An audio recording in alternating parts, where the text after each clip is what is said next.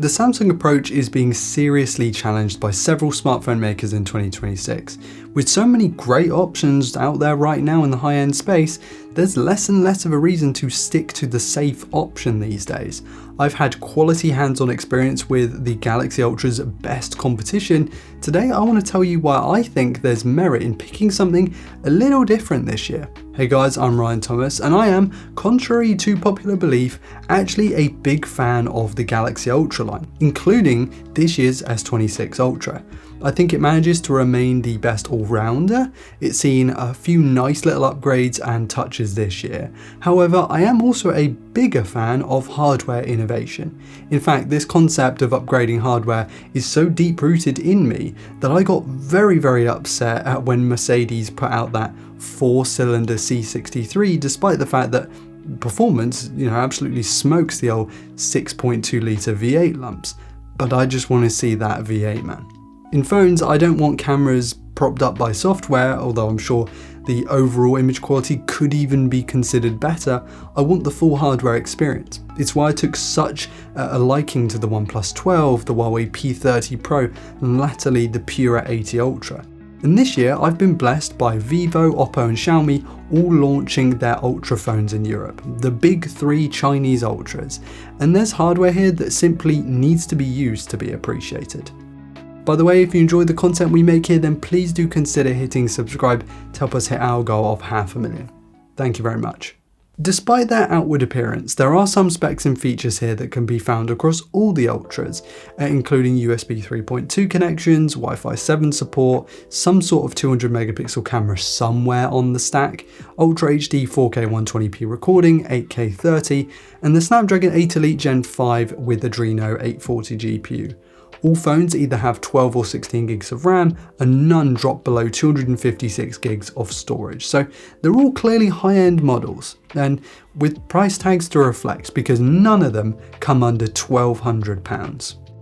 What do all three of these phones have that's better than the Galaxy Ultra?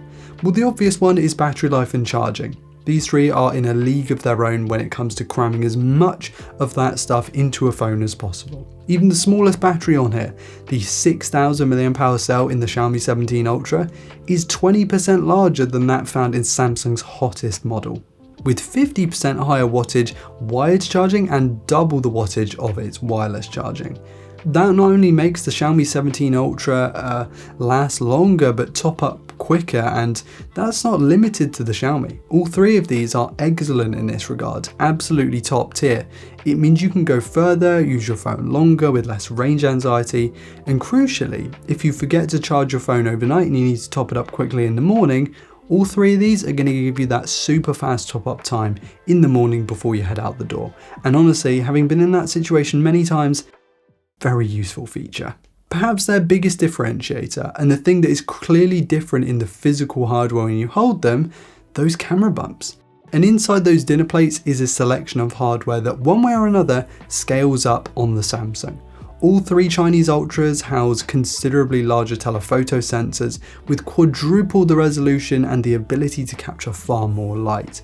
This is something that has driven me to these kinds of phones over Samsungs, iPhones, Pixels, even OnePluses in recent years, because my favourite way to shoot tends to be that 3 to 4 times lens, which in the Galaxy Ultra is a hilariously outdated 10 megapixel 1/3 inch sensor. You get a shallow depth of field with these ones, with pleasing foreground and background bokeh elements, a more natural and portrait style lens focal length, and more technical oomph with those big high-res sensors, let's not forget that. I would recommend checking out the individual review videos on all of these that we will have on the channel. If they aren't up already, they will be soon. I am working on that as we speak. You get a real sense of what each camera system is really tuned for and really good at.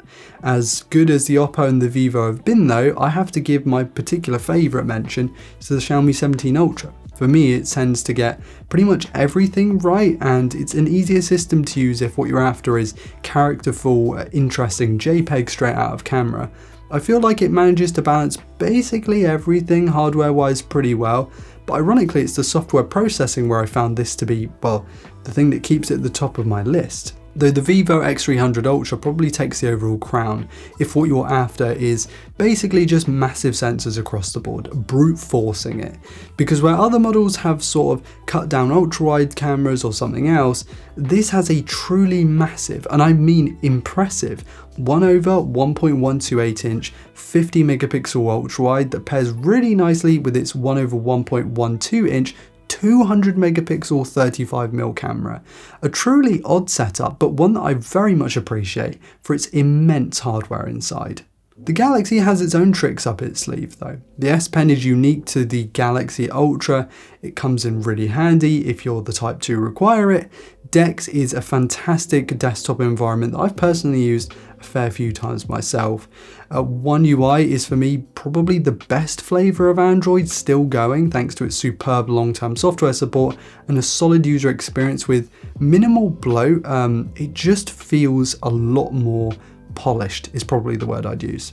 It also feels much less like it's trying to copy Apple's iOS, which is something that Origin OS, HyperOS and ColorOS all kind of do a little bit, and I don't really like that. It makes the software feel a little tacky, a little cheap.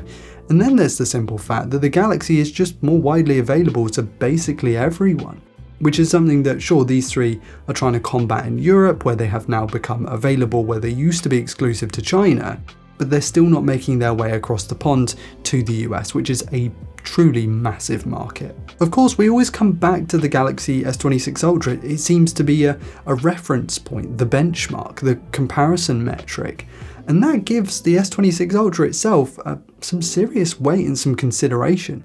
Despite what I will say about the displays, the camera, charging, battery tech, storage, RAM, and designs of any of the models I've spoken about today, basically nothing manages to remain as complete across the board as the Galaxy Ultra, and Samsung deserves credit for that. The problem is that it managed this years ago and is now sort of sailing along doing the same thing every year with minor improvements here or there, and that's something that I really cannot get on board with. Like, sure, lean into your strengths, that is fantastic, but also consider giving your weaknesses some serious work. Yes, the Galaxy S26 Ultra this year received some faster lenses to sit atop those camera sensors that have been in situ for a little while, but give me more. Show me what you're capable of. The Xiaomi 17 Ultra, Oppo Find X9 Ultra and Vivo X300 Ultra this year are some of the very best phones you can buy, and they really should be given the insane prices that you'll be paying for each of them. They dare to take that step further, try something new, or at least work harder to evolve what they already have. The three options we have this year are insanely capable models and are definitely options worth looking at if they're available in your region, in your country, and you want something that truly competes at the very highest level, with the Xiaomi 17 Ultra being a personal favourite of mine. Guys, do you care about this stuff? Do you care about hardware whatsoever? I know I talk about it a lot. I am more a hardware guy than a software guy. I would love to hear your thoughts in the comment section. Is Samsung doing absolutely fine? Are you a Samsung owner that has no qualms with it basically churning out the same phone every year? Or do you think that it needs to work harder to really prove to everyone else that it can truly create an ultra class phone? Because right now, the S26 Ultra doesn't really feel too ultra. It feels more like a pro model. If you bought one of the big three Ultras this year, please do let me know your thoughts on any one of them in the comments section. And whilst you're down there, be sure to hit like if you enjoyed today's content. Subscribe to never miss another upload on this channel. Thank you all so much for watching. I've been Ryan Thomas, and I will catch you later. Cheers.